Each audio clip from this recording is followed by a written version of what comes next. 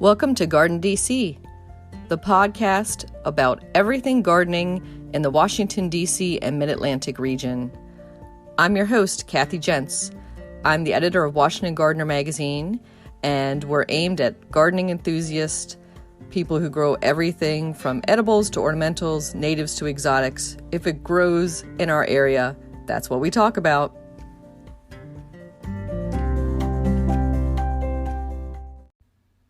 In this episode, we talk with Carrie Engel, retail greenhouse manager at Valley View Farms in Cockeysville, Maryland, all about annual flower combinations. She shares with us some of those great annuals that she's been trialing and will be hitting the stores soon.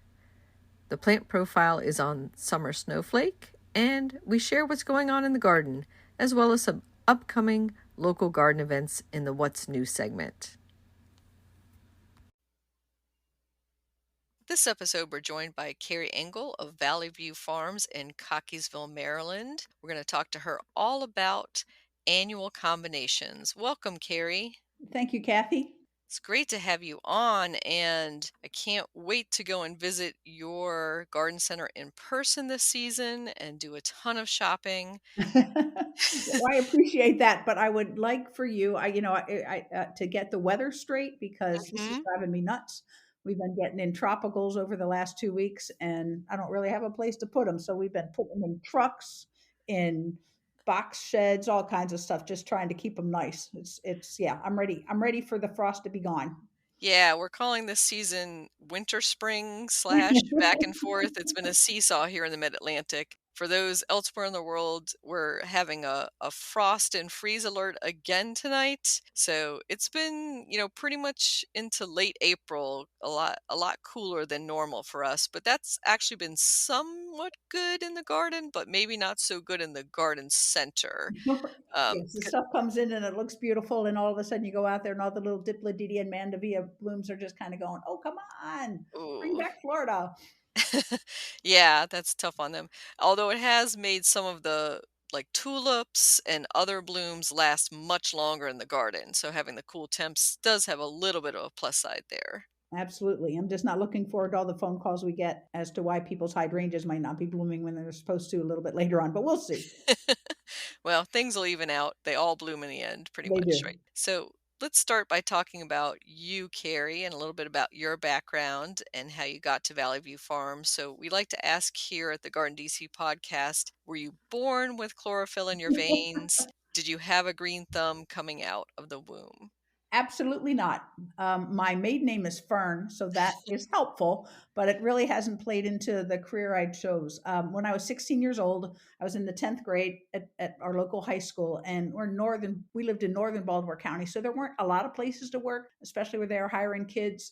Valley View Farms happened to be one of them. So I figured out how to get down there before I got my driver's license, and they put me initially in the produce department. Valley View Farms started out as a garden center, but mainly a produce stand, and they brought things over from the farm, and we brought over cantaloupe and tomatoes and sweet corn and all those things. And I remember being at the scale weighing produce for people, and I didn't know cabbage from lettuce. We didn't eat a lot of vegetables in my family. My parents were from the Midwest, but big meat eaters, a lot of canned food back in the day, and we finally moved to frozen foods. And then little by little, we really got gardens growing. And as I became a 16-year-old smart aleck, knew everything, of course, I, planted all sorts of gardens all over the place and got my parents to try a lot of new things, which was kind of fun.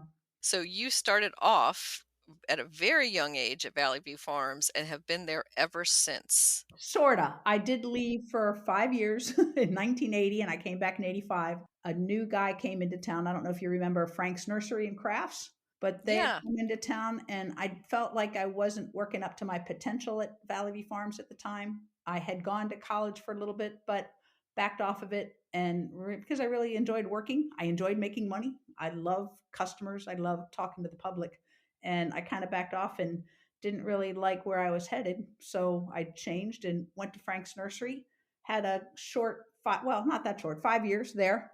And then Valley View Farms was building a state of the art retail greenhouse in 1985. And I started back there, and I've been there ever since and have truly, truly loved it.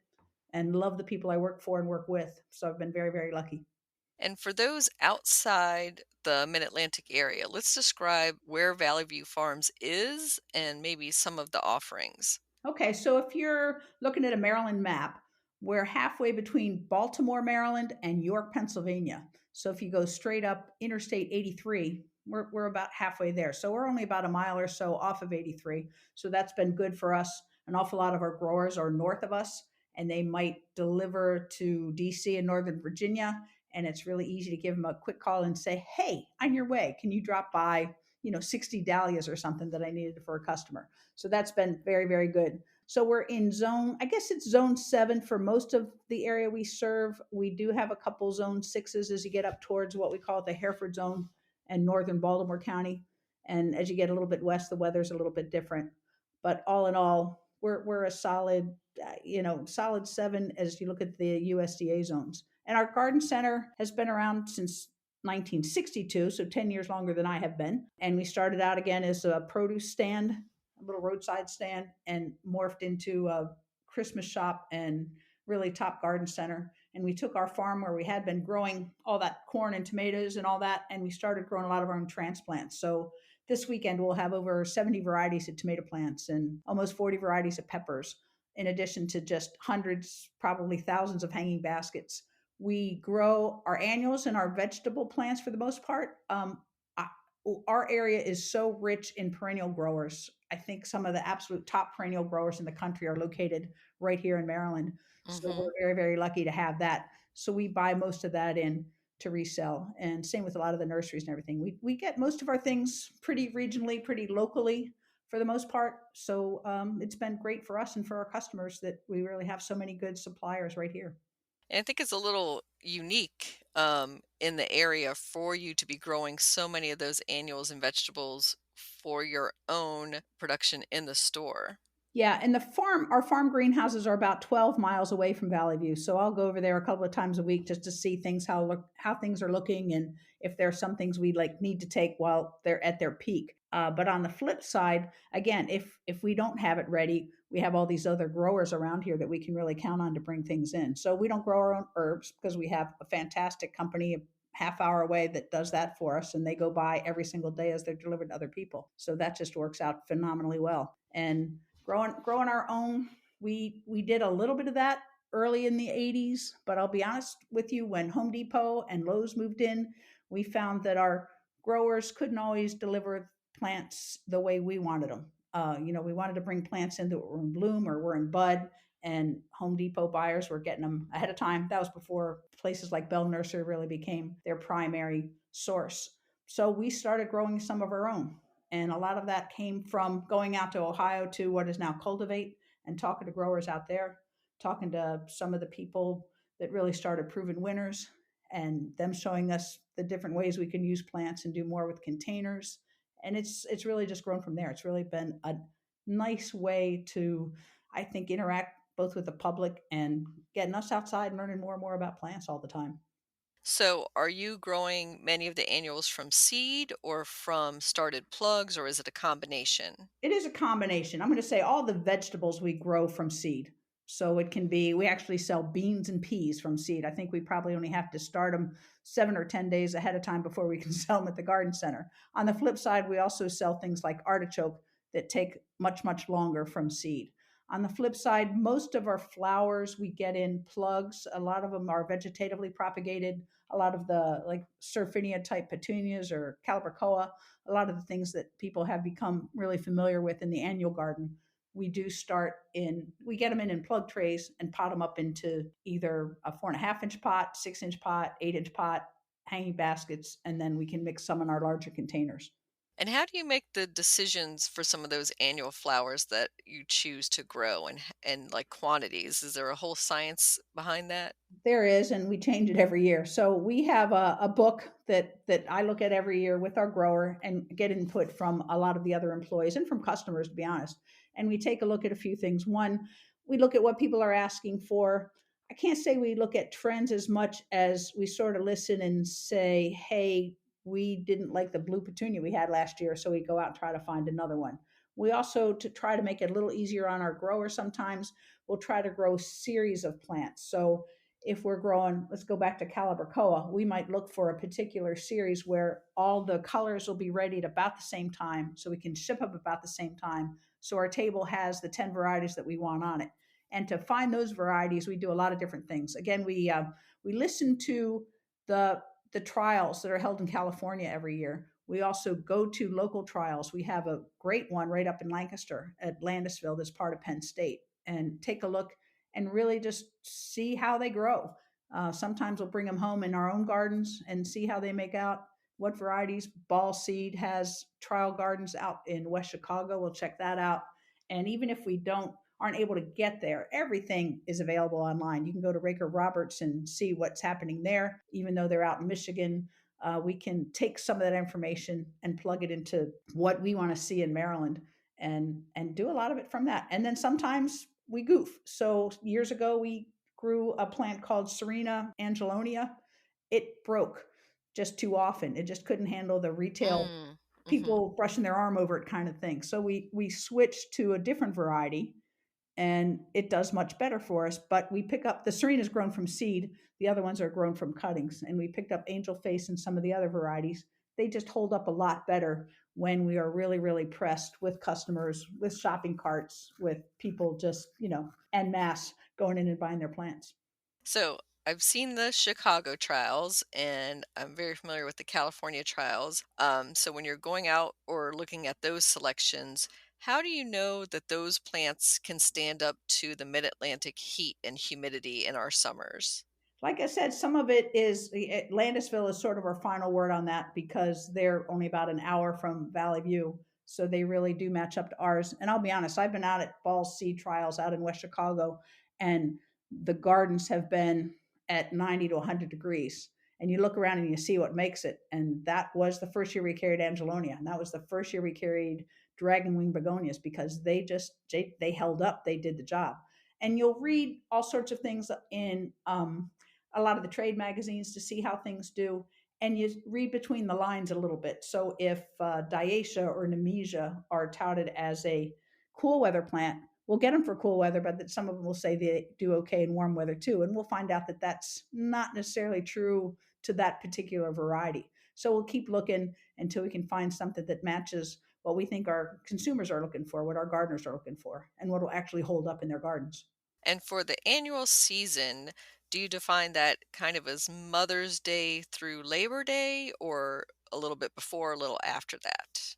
We try to break it down even more than that. So we have sort of a cool weather annual season that takes us late February, early March to about now, or maybe to about Mother's Day. And that would include some biannuals too, like pansies, osteospermum, snapdragons, dusty miller, alyssum, a lot of the petunias. It'll handle some of the cooler temperatures. And then some of those can continue and go into the hotter temperatures, but things like begonias and impatiens really aren't going to do well until we're sure all danger of frost is gone. So that really picks up more in May, the 1st of May around here, and take us through. It seems like October, November. I feel like the frosts are coming later in the spring lately, but they also are coming later in the fall. So we do get a nice long season. And some of those plants do great right on through. Others, you go on vacation, you come back and you look at your gardens and your containers and go, maybe they don't look so good. So you might pull some of the plants that aren't performing as well, and you'll throw something new in that might take you through fall. A lot of the celotias are especially beautiful in the fall, and some coleus have some beautiful colors as you get into fall. And then you have mums and cabbage and the flowering cabbage and kale, and some of the perennials that we sort of sneak over into the annual area, even if they are perennials, and we put some of the grasses and everything in our container. So we have probably 3 seasons of annuals, but the big one is definitely from about now or Mother's Day until, like as you said, probably late September, mid October. And I think that goes hand in hand with our vegetable growing in the mid-Atlantic as well, where you have the cool shoulder seasons with the long summer in between, and you can do some transitions, and some things will eke their way through even over the Right. winter time. Yeah, I've even had a few annual flowers that are supposedly annual, right, winter over for me, and I had some calibrachoa for 2 winters in a row, but this Right. last winter, that did not happen. This last January, did them all in. I was not able to get those to eke over, but definitely through December was Yeah. fine. Yep. And then you have a lot of those things like verbena that probably started off as perennials and then were bred to get more color and everything as annuals. So they might not make it every year, but they make it a lot of years. And as you said, Calibrachoa up against my house, and I used to have a hot tub up against the hot tub. They managed it for a few seasons, and they kind of give it up. And so when you're starting the plugs, do you ever start them as combinations in a container, or do you plant them out after they've been a little bit grown on? So we don't do many containers at the store. Most of it is done over at our growing greenhouse that's in Hydes, Maryland. If anybody knows where Bordy Vineyards are, if you're into wine, they're right over the hill from there. So we do a combination there. Geraniums are big sellers for us still, and people will laugh, but geranium spike vincavine, as old as that combination is still one of our best sellers. We use, good looking, nice geraniums, fantastic colors, throw a spike in the middle and Vingavine at the edges, and people like it. So, we're not going to stop doing Mhm. that. But our larger hanging baskets, we use geranium, maybe with bacopa and maybe with calibrachoa, and we'll plant those out separately. There are other things, though, that a lot of the seed companies or a lot of the plant companies have come through and they've put it together for you. So, for example, calibrachoa, there's 3 different companies that put combinations together sort of for you. And we probably have 40 different combinations of calibrachoa colors. It's unbelievable, but it's a great seller for us. We keep on doing it. And when those plugs come in, they fuse 3 colors together. So maybe they'll put yellow, blue, and red. There'll be 3 separate plugs, but they're kind of fused together. So you plant them as one bigger plug. Hmm. If you were to put that in, say, a 10-inch hanging basket, and you gave it about 8 weeks, it would fill out the basket beautifully. Instead, we put 2 of those together so we can get that hanging basket in maybe 5 to 6 weeks, have it ready to sell. And the colors are amazing because we take both of those 3 fused plugs, sort of put them together in the center of the basket in most cases, and the plants grow out. So you just have this beautiful mix of colors, and you really can't tell where one variety starts and another one ends. It's really super the way they've done it. And they'll do the same thing. Maybe put a combination of verbena together with a calibrachoa together with a petunia, and they might do a monochromatic color, maybe just all blues or all pinks. But again, they'll do some mixes that might have complementary or contrasting colors, and it really makes for a nice hanging basket. In our larger pots, we do a 13-inch basket. We'll put maybe 3 of those plugs in there, and they're beautiful. I mean, right now they're just absolutely. We have some of our cool weather mixes have Bidens and some of the petunias and maybe some verbena in it, and the colors are just really, really beautiful. And it can handle the cooler temperatures right now. So, we'll transition over to begonias and fuchsia and things as the weather warms up a little bit. You said one of my favorite annuals of all time, which is fuchsia. Just cannot get enough of hanging baskets of fuchsia, and I don't feel like they sell enough of them at our local nurseries. Yeah, we do. That's kind of a funny thing. You have to, when you buy a plug tray or something from a company, you're going to get 100, 102 in most cases. So let's say we put 3 of those plugs in a hanging basket. We have to do at least 33, 34 baskets of that one variety. Fuchsia, there are a lot of super, super beautiful varieties, but the one that sells the best is that dark purple with the red flower. Excuse me, red with the purple flower. But there are like some white varieties or white and pink varieties. So we'll maybe do 50 of those baskets to 150 of the dark purple and red. We again because we have to grow so many, we only sell to us. So we're every most I was just 95% of what we grow, we bring over to the store and sell there. We do have a couple other people that buy a few things. But if we want, like, there's a beautiful black fuchsia that we get from one of our growers up in southern Pennsylvania. And Hmm. we just count on her to sell us those. We may only sell 12 of those baskets all season, but we know she has them and we can get them in when it's prime time fuchsia. So if you haven't found one, you just let me know what you want. Definitely. So, do you ever do, and I mean you as in the staff of Valley View, custom container plantings for people that come into the store, or do you have the pre-done ones and then everything else is DIY? Both. So most of what we sell are the ones that are already finished, but we have some. customers that count on us. Some will come in and you'll sort of walk through the whole area with them, trying to find out what colors they might like, what kind of height they want. Do they want to pick out their pot ahead of time, or they bring in pots back from last year that they want to refill? And we certainly do that, and we charge for that, obviously. We also have some people that come in and go, "Hey, I love the way Ruth did my pots last year. When is she here? I'll tell her what I want," and we just take care of it that way too. So we do a lot of that. It does, as far as retail goes, it slows us down a little bit, but we're happy to do it. It's just hard for us to do it like first, second, third week of May. After that, we really have a little bit more time and can take better care of people that are looking for some of those custom planters. Yeah, I can imagine that would be Yeah. a time-consuming customer service, but that is a great customer service. It really is, and you've got to charge for everything these days because you costs on everything has gone up, whether it's plastics, labor, trying to get things delivered on our trucks. All of that goes up, so we just find that we have to charge for that. And I think as long as you're providing a good product, people are okay with paying the extra price that some of those services are going to cost. And speaking of plastics, what type of pots or containers are you using for those combinations? We sell a lot of different things. So we started doing direct importing from Asia some years ago and some other areas, but a lot of it comes out of Malaysia, China, that sort of thing. And we bring in whole containers of containers. So we sell a lot of ceramics. I will say during the height of COVID, we had a hard time getting a lot of that in. We do sell plastic pots too, pretty basic stuff, sort of a lot of a clay, gray, or green planter. We sell a lot of cocoa moss hay rack and empty hanging basket planters. There are all sorts of planters that might have watering. What do I want to say? Like automatic watering. I know what I want. Self watering containers, Hmm. and there are some just really generic window boxes and things. And it depends on the customer. Sometimes the container sells the plant, and other times the plant sells the container.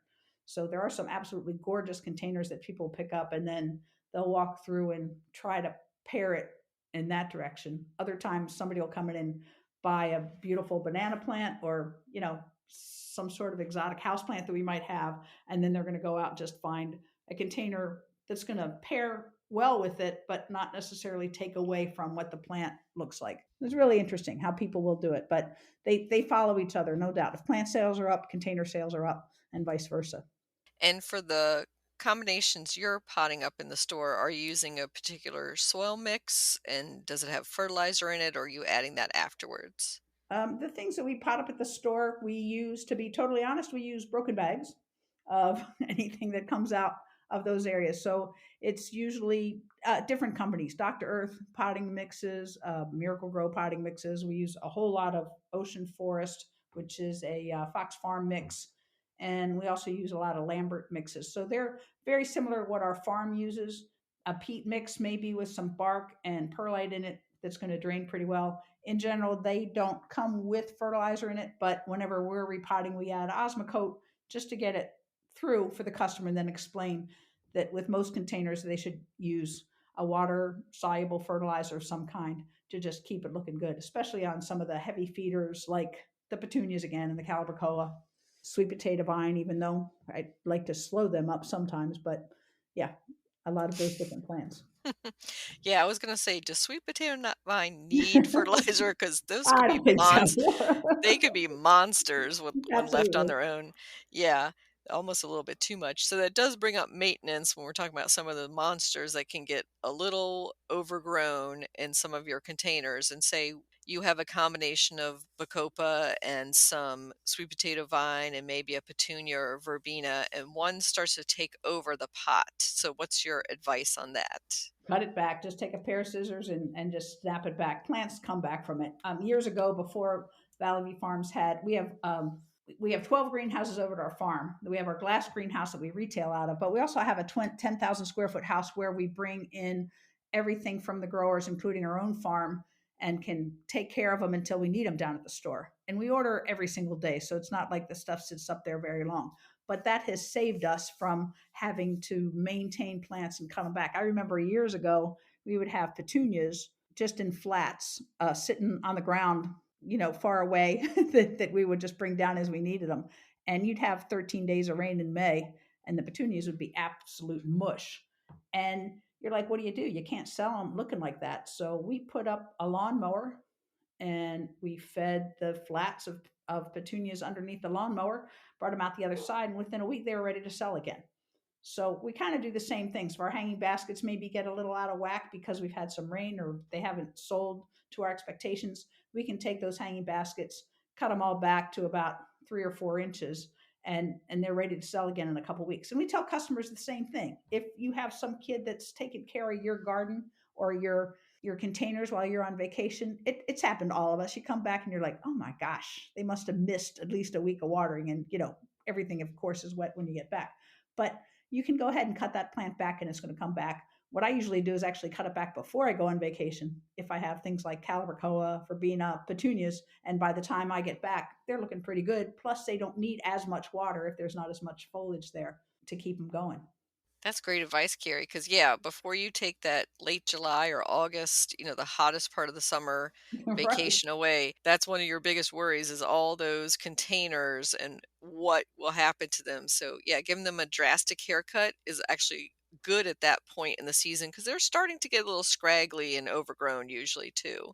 That's right. And you can usually move them out of full sun maybe and give them a half day so they're not getting that hot afternoon sun. And that'll keep them a little bit nicer, a little bit longer. Give them a shot of Osmocote for a second time or a liquid feed. And, you're golden. You're really going to have a much better looking plant when you get back or in a week or two after that.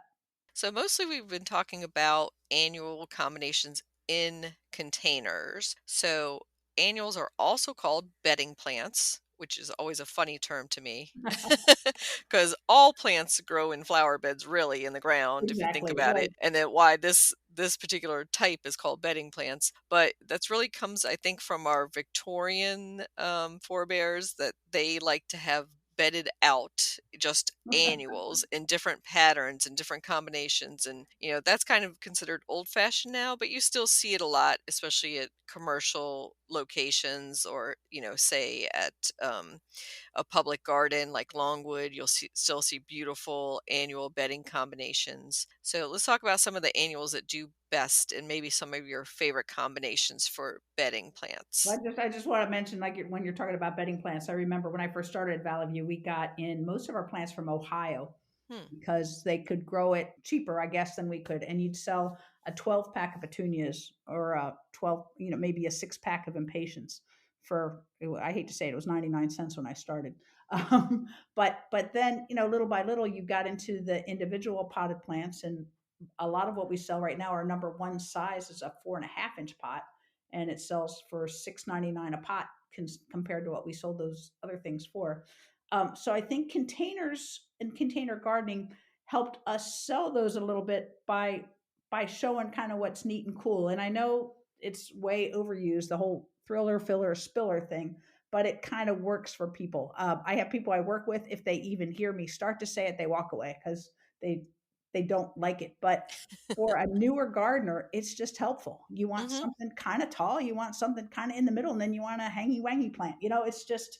It's kind of simple like that. And if you have a special pot and you want to see that pot, then maybe you don't put the spiller in. Maybe you just do some upright plants or anything. So I think you have to talk to the customer, find out kind of what they're doing with things. But some of our better combinations that we sell are some of the most simple ones. And I go back, we have a geranium planter, and it's just 3 different colors of geraniums, but they all have those big blooms. They have, pink and purple and light pink, and they just look so darn good together. It's hard to beat, and they do their job. You do have to go and clean off, deadhead some of those old flowers and everything. But you go back a month or two after you've planted it, they take the heat, they take a little bit of cold, they take water, but it's hard to overwater them really if you have a good container with good drainage. So that still works. The other things, I mean, just all of the different things that I think proven winners really got rolling, but now a lot of other companies are out there doing a lot of the growing, a lot of the breeding are just fantastic. We had a lucky bad break about 8 years ago when we lost impatiens. So impatiens succumbed to a disease called downy mildew, And the day we heard about it, we stopped carrying them. We just weren't going to let people do that. And that was a huge, going back to a bedding crop. So we had to figure out what we're going to do. That was a huge amount of sales, by far and away our number one seller for annuals. So we started selling more begonias and caladiums and other like New Guinea impatiens that were more resistant to it. And we got an idea from one of the guys, Dr. Marvin Miller at Ball Seed, and he said to sell drama in the garden. He has a home in West Chicago. He's part of Ball. And he went out and instead of planting impatiens, he got an auger for his drill and he went around and he planted caladium bulbs. And his neighbors just couldn't wait to see what Marvin had in his garden year to year. And it became a little bit more fun. So even now that we have impatiens back, we have all these other plants. So I love, personally, I love a lot of the monochromatic gardens. I always have several white pots on my back porch because I can see those at night.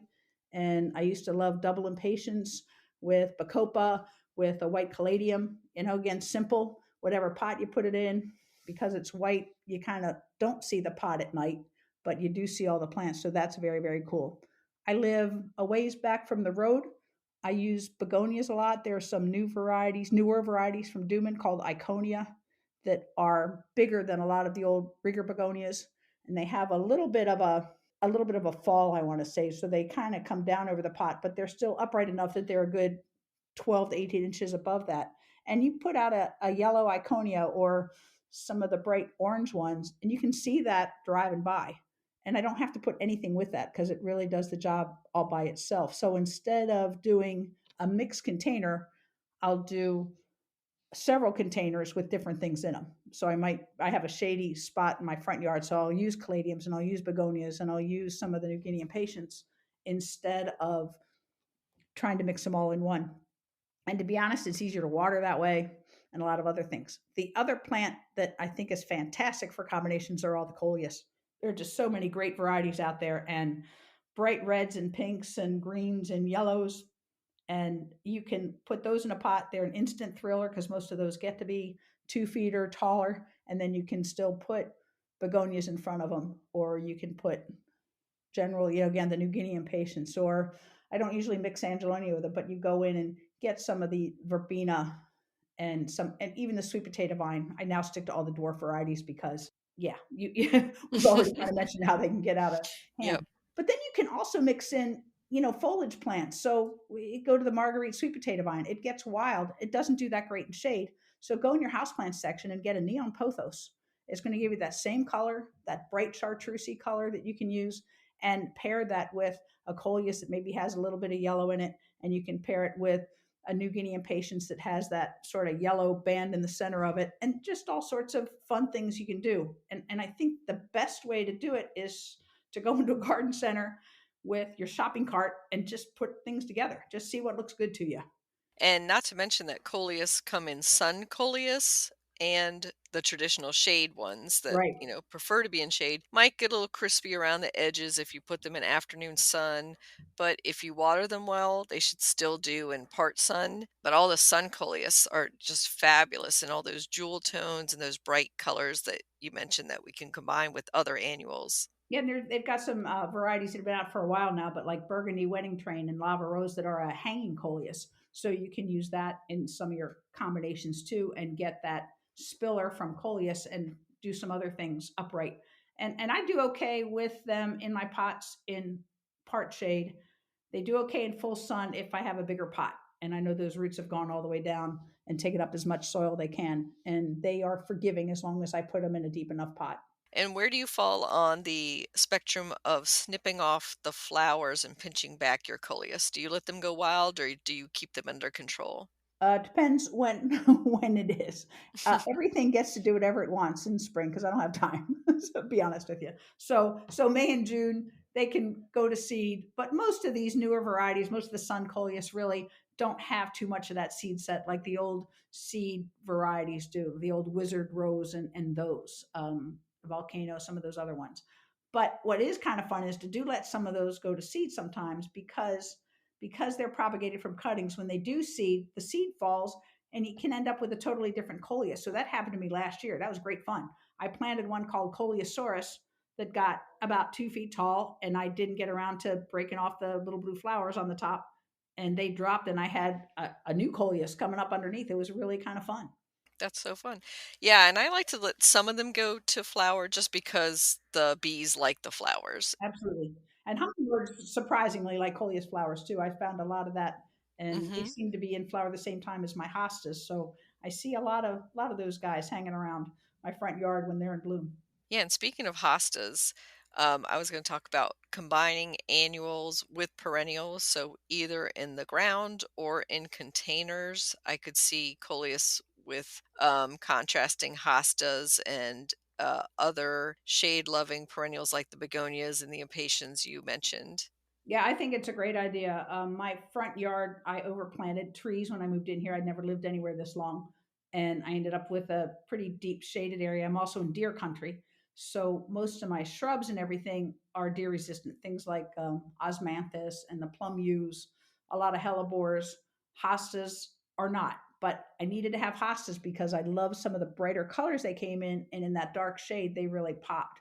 So it was nice to have that. And then, as you said, plant impatiens and begonias and other things around them. And again, same deal goes for the containers. It's nice to have that in there. The other kind of cool thing is if you get one, maybe you planted a container in late summer and it's still doing pretty well into fall. You get to about November and you're kind of looking at the perennials, and you can take them out then and go ahead and put them in your garden. You still have time to plant perennials as long as the soil's not frozen for in most cases. So you get, I don't know, you get an extra season, I think, out of a lot of the perennials. I have black-eyed Susans because you're required by law in Maryland to have them in your garden. So I had that coming up in a big pot I had out front. It's probably about 4 feet by about 2 feet. And I just can't take it out of there because it does its job every year. And anything I put into it kind of has to go with it. I'm not, Mhm. I'm not taking it out. Yeah, and there's a lot of perennial grasses or even annual grasses that you can combine with those annual flowers, in addition to some of those perennials or that act almost like annuals, like some of the more brightly colored echinacea or some of Oh the yeah. annual rudbeckia. And then I see, and I don't know how much that you all carry this, these short sunflowers that seem to be bred more for annual combinations than, say, as a bedding or a plant to put in the ground. That's true, and they've gotten better. So what the first few years we carried a lot of what I'd call dwarf sunflowers. They got one big flower on them or whatever. They'd get a couple big flowers on them. Those flowers would go away, and then you just get little flowers after that. So a lot of the new varieties now, from Sunfinity to I of course can't think of the other names, but they continue to bloom for much longer. Now that being said, depending on what kind of a gardener you are, a lot of those sunflowers are pollenless. So they're while they'll bring bees and things in and they'll kind of play with them a little bit, there's no pollen. So they're not going to really do much for the native environment for people that are concerned about that. But they're still pretty, and they kind of do some other good stuff. But if you want them as a way to bring in more pollinators, watch the varieties you're going to plant and make sure you have them that are not pollenless to double check on it. But there really are a lot of beautiful varieties out there, and they make great cuts. So a lot of people, and I'm that way. I love to have Mhm. flowers that I can cut and bring to other people when I'm Yep. invited over, or even have some on my dining room table or whatever. That works out great for me. Yeah, I was thinking about the celosia you mentioned before, which makes a great bedding plant in the ground and also great container, either thriller or filler, but also great for cutting and great for even having as a dried flower later on. Yeah, and that's the other thing. So a lot of people garden to garden. I mean, they want to get down and get dirty and really watch things grow. But a lot of people are gardening for decoration too. So I see that a lot in the fall. So again, my little containers that I have out front, and I see a lot of our customers doing it. I might get some corn stalks and put behind them and get some fun shaped pumpkins and different things. But I like that my echinacea might still be in bloom and the black-eyed Susan's still going strong, and maybe some of those perennial sedums are really showing some color, and it kind of brings all that together. So you can still have a fall theme. And we were talking about having some of that late summer color, so you can throw a couple mums in there, but your petunias, look for colors that are fall colors, maybe some of the burgundies or oranges or yellows, And several years ago, one of the companies came out with a program called Fall Magic, and they did a lot of that. So they took a lot of those colors that are a little bit more for fall, a lot of the both perennial and annual grasses that you were talking about, and put them together. And the one that cracks me up more than any of it is a plant called Lismachia, the creeping Jenny. Mm-hmm. That's probably our single best selling 4.5 inch pot. And anybody who has grown that knows you only have to plant one once and you probably have it forever and ever and ever. Exactly. It's a great ground cover, but also great for spilling out of containers and just tucking in any space that you need something filled in. Yeah, and it just is another one of those spillers, so it doesn't get as massive as the sweet potato vine. Another plant called dichondra that usually comes in, we sell most of it as sort of a silver gray. That's Mm-hmm. great because not only do they spill, but they go out and they like hang straight down. There's no Mm-hmm. fluff to it. It's almost like a drapery at the end of your container, just the way they come straight on down. I love using those. Yeah, I definitely have to always buy dichondra every year just to have in a couple places draping over. And the great thing about dichondra is wherever it hits the ground, if you let it, it makes a new baby. And Yep. so it's easy to, at the midpoint in the season to shift some of that around and move it to different places. No, you're absolutely right. So other things that we can pull into our annual combinations, I was thinking about herbs and veggie plants that are both attractive and edible. What are some of your favorites for that? I love lettuce for a lot of different reasons. We have grown one on our own before everybody started kind of mix them together, where we put in uh, like two green leaf, two red leaf, and two romaine lettuce in a pack, because those were our three best sellers. And everybody didn't need six of one. So that became a really good seller. And then over the years, a lot of the seed companies come out with mixes like mesclun mix and what do I want to say, bistro mix, several others. And they're just kind of fun because you can tuck those in the front of your planters and you can go and harvest those. And most of your leaf lettuces, as long as you leave that heart there in the center of the plant, you can take out all those outside leaves. Go ahead and eat them. Have some fun, and they'll keep coming up until we get into about midsummer, and then they slow down a little bit. Herbs are wonderful, and an awful lot of the herbs are also great pollinators. So I put out several what I'll call sacrificial parsley every year because every time I go out there, the swallowtails have gotten to them, but Mm-hmm. it's great to see that and to use dill and fennel and some of those other things that the pollinators just really really love. But at the same time, growing things like lavender and rosemary that you can again bring inside, you can use it for cooking or potpourri or teas, whatever you might want to. And there are just so many cool ones. We had little kids come in several years ago, and I had them come over and just like taste some of the herbs. So we started with like stevia, and they're like, how great is that? This is sugar, and they were really excited. And then handed out some mint to all the kids. And this one kid just looks at me and says, "That's my toothpaste. Is that what my toothpaste is made out of?" And it was just nice to see that connection. And then he handed out some oregano, and same thing happened. Well, pizza. This is pizza. But it's nice to mix some of those, and we carry probably 100 or so different herbs at different time. Like during this time of the year, we probably carry 20 year round, and we probably have 120 right now. But golden marjoram and Thai basil and lemon basil and the dwarf fennel, or any of this stuff is just fun. It's just fun to grow. Or you have the little mini marigolds, the little edible marigolds that are wonderful that we do in our herbs section. Or maybe people are trying to grow coriander and they're having a hard time. Cilantro coriander, they're going to seed too fast. We carry a Vietnamese coriander that's a nice little vining type, but it gives you that same taste, different texture, but it can be used in all the same dishes that you use cilantro and coriander in. Um, I think of Mm-hmm. the Mexican mint marigolds make a great substitute for tarragon that some people have trouble growing. So these are all just kind of some cool, fun plants that you can add into your containers. I do all my herbs in an earth box. It's just a great way for me to grow them. They're right outside my door when I do need them, and I can just go pull them right off the plant and go with it. But again, parsley using that as a filler maybe instead of something else you might use is sort of fun. And you mentioned bringing some of your houseplants into your annual combinations and some of the lime green pothos, and of course, Dracaena as that middle spike in that old fashioned combination with Right. geranium. And that can be, potted back up and brought in as a houseplant when it's of danger of frost outside. Are there other houseplants you use? Oh, all sorts of them. Yeah, I used to love using the arbicola, which is like the dwarf schefflera, and there's a variety that's sort of a yellow and green mix, and that does great. It does great outside, and those plants love our summer. So you put them outside, use some of the different ficus that you can grow outside. One year I decided I wasn't going to do color at all. I was just going to do white and green.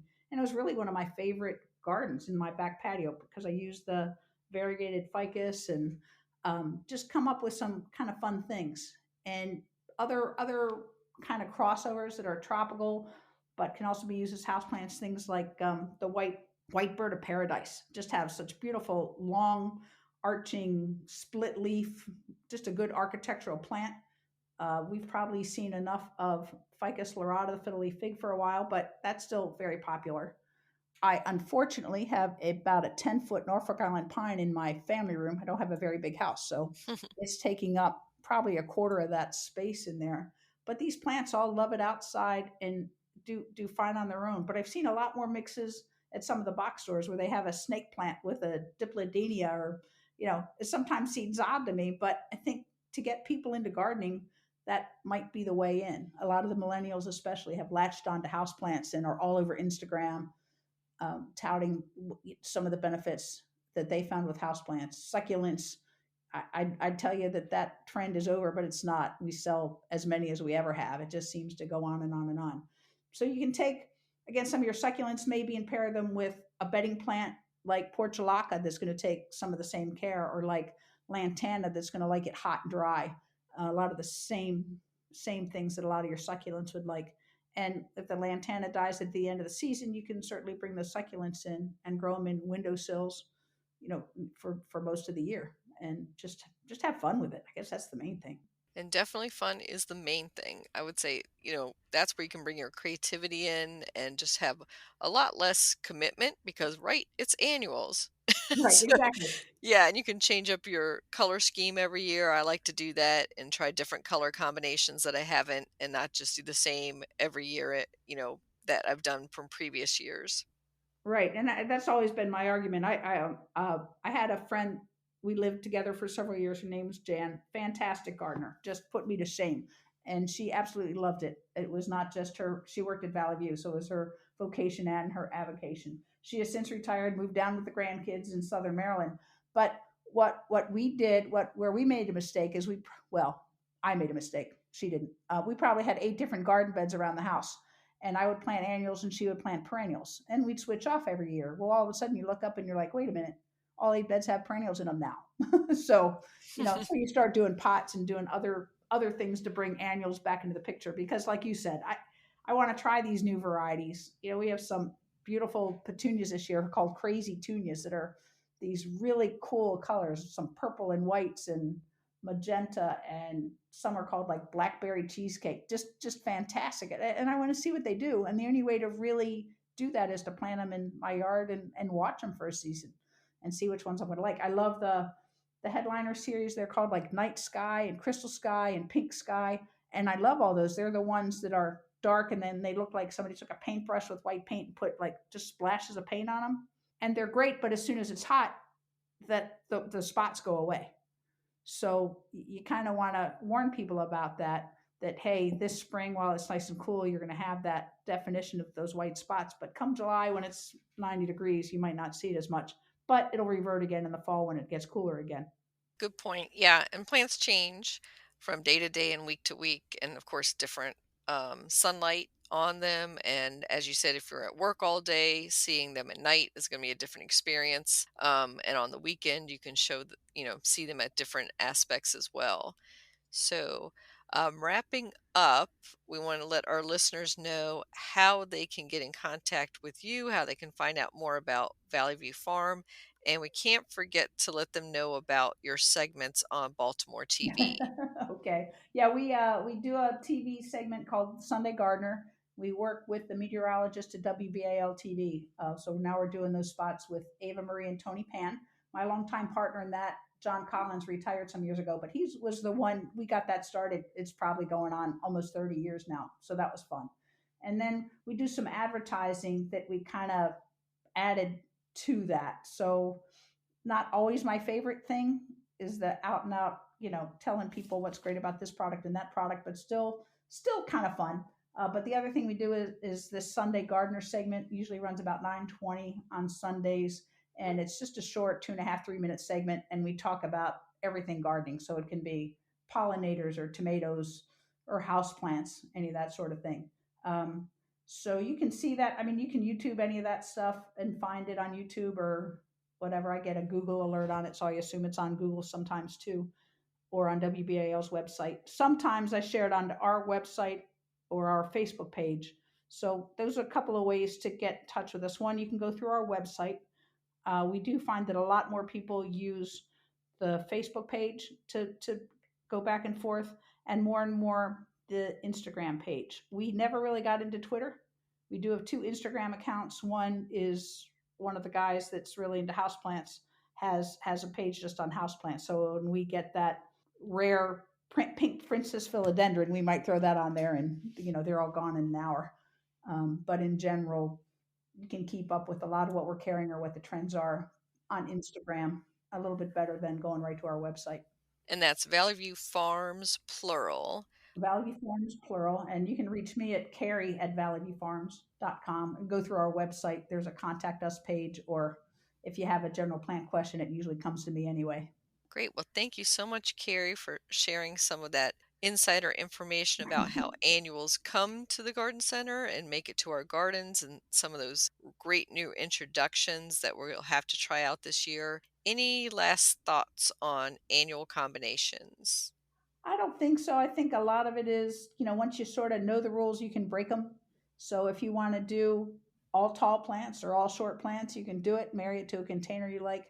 And, the main thing is going to be maintenance. But what's great about annuals, if it doesn't work, you pull it out, you put another one in, and you're good to go.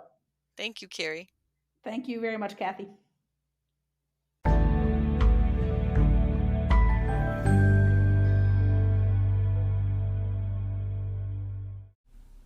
Summer Snowflake Plant Profile. Summer Snowflake, Leucojum ostivum, resembles a tall snowdrop, but this bulb blooms in mid-spring and lasts for several weeks.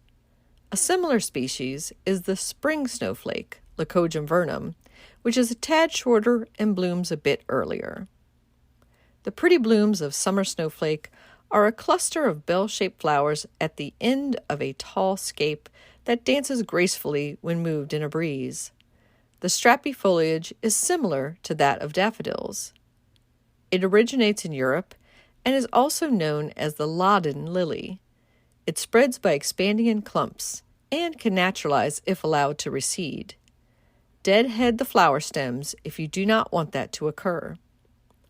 Although still relatively unknown and underused, it makes a good addition to any garden. It looks great mass planted along pathways and at the front of flower beds. Summer snowflake is popular with pollinators. It is a member of the amaryllis family and is poisonous to eat, so is deer plus rabbit resistant. It does best in sun to part shade. It tolerates damp places, such as near ditches or on the edge of a pond, where other bulbs will rot and disappear. Summer snowflake, you can grow that.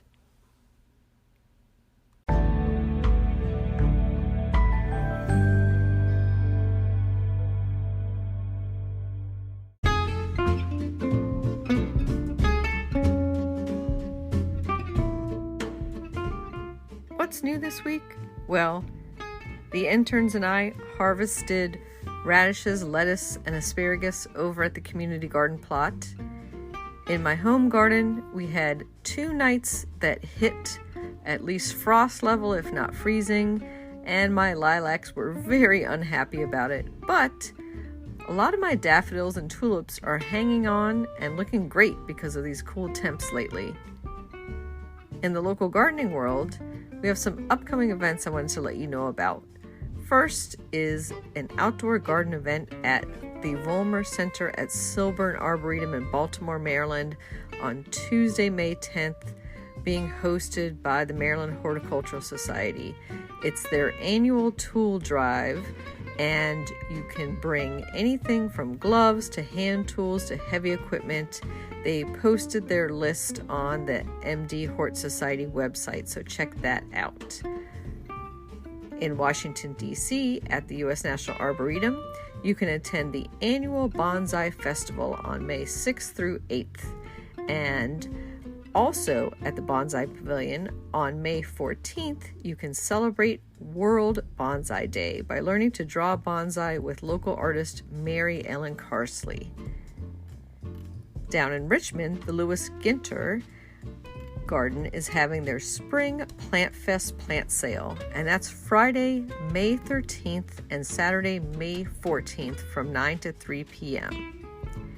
The Great Falls Garden Club is hosting a garden tour on Saturday, June 4th from 10 to 3. You can find out more about that at gfgardenclub.org. There's going to be 8 gardens on that tour, and it sounds like a lot of fun. The Washington Youth Garden, back at the U.S. National Arboretum, is celebrating their 50th anniversary all year long, and they're having their birthday party on Saturday, June 11th at 11 a.m. That's a free community event, and then the next day they're having a benefit party. So you can find out more about both of those Washington Youth Garden celebrations at FONA.org or just Google Washington Youth Garden. And speaking of the U.S. National Arboretum, I am going to be there all day on Saturday, April 30th as part of the FONA Garden Fair. If you're hearing this podcast in time, I'm there till 4 p.m. with a booth for Washington Gardener magazine and signing and selling our new book, The Urban Garden. Happy gardening!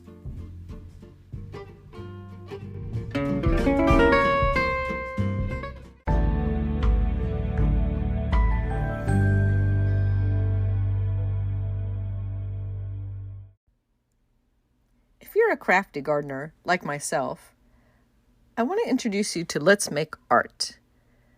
I do a lot of DIY projects in the garden, from painting my garden gloves to creating kokedama to pouring my own stepping stones. And there's a company that can make it easier for you.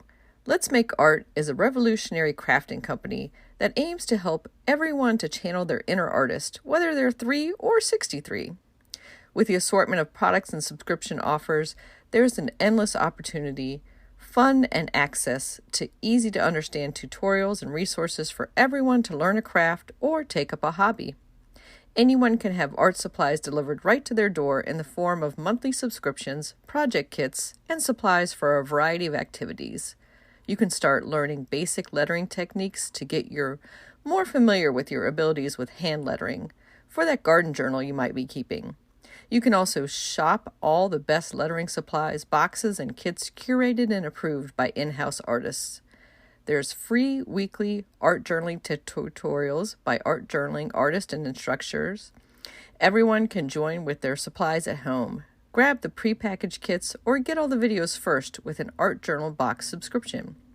Learn from watercolor artists and instructors. Whether you're a total beginner or you've mastered the arts, Let's Make Art takes the guesswork out of watercolor and creates easy and fun kits.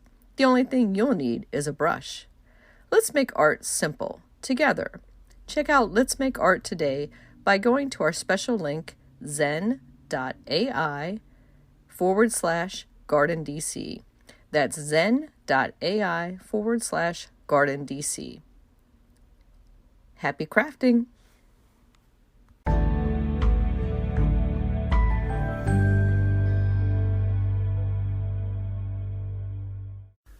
In the new book, The Urban Garden by Kathy Jentz and Terry Spite, you'll find dozens of inspiring and creative ways to grow flowers, shrubs, vegetables, herbs, and other plants in small spaces and with a limited budget. Whether you want to grow on a balcony, rooftop, front stoop, or a tiny urban patio, turn your growing dreams into reality and build a gorgeous and unique garden that showcases your personal style while still being functional and productive. With the ingenious ideas and resourceful tactics found here, you'll be maximizing yields and beauty from every square inch of your space, while also making a lush outdoor living area you'll crave spending time in. The Urban Garden, 101 Ways to Grow Food and Beauty in the City, comes out this spring. You can pre-order it now at Amazon.com and Bookshop.org.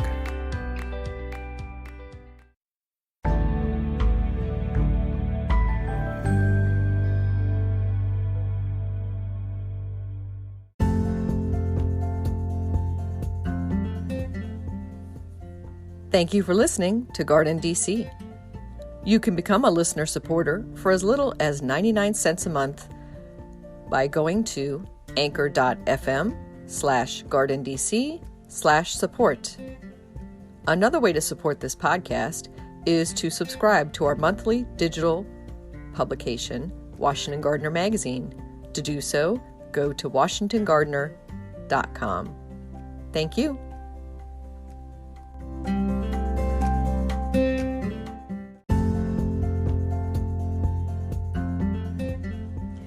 You can find Washington Gardener online at washingtongardener.com, on Twitter at WDC Gardener, on Instagram at WDC Gardener, and on Facebook.com at Washington Gardener Magazine.